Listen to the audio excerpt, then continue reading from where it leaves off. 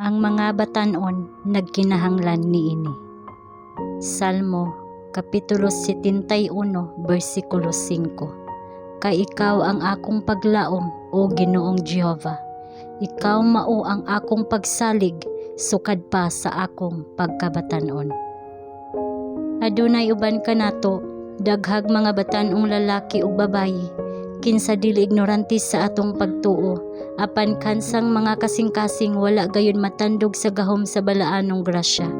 Sa unsang paagi kita nga nag-angkon nga mga alagad sa Dios, muagi sa adlaw-adlaw, matag semana nga walay pagtagad sa ilang kahimtang.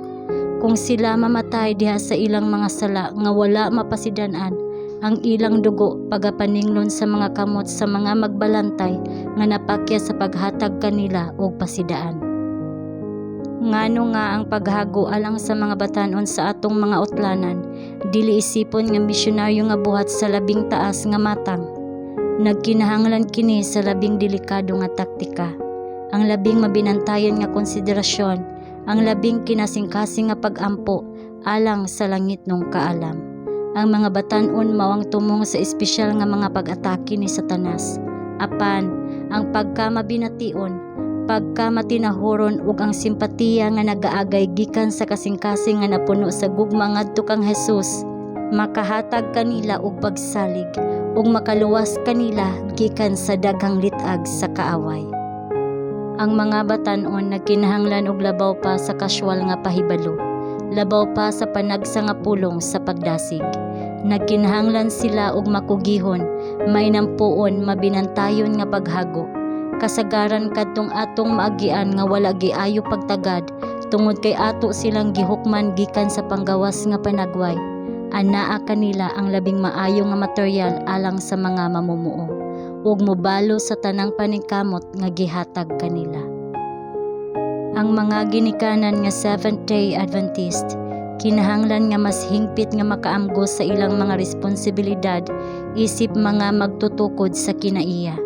Ang Dios nagbutang sa ilang atubangan sa pribilehiyo sa pagpalig-on sa iyang kausa, pinaagi sa pagpahinungod og mga paghago sa ilang mga anak. Siya nagtinguha nga makakita nga mapundok gikan sa mga panimalay sa atong katawhan ang usa ka dako nga panon sa mga batan-on, kinsa tungod sa Dios nun nga mga impluwensya sa ilang mga panimalay, mitugyan sa ilang mga kasing-kasing ngadto kaniya ug milakaw aron sa paghatag kaniya sa labing taas nga pag-alagad sa ilang mga kinabuhi. Gitultulan ug gibansay pinaagi sa Dios nun nga panudlo sa panimalay. Ang impluwensya sa buntag ug gabii nga pagtuon sa Biblia, ang makanunayon nga panig-ingnan sa mga ginikanan nga nahigugma ug nahadlok sa Dios.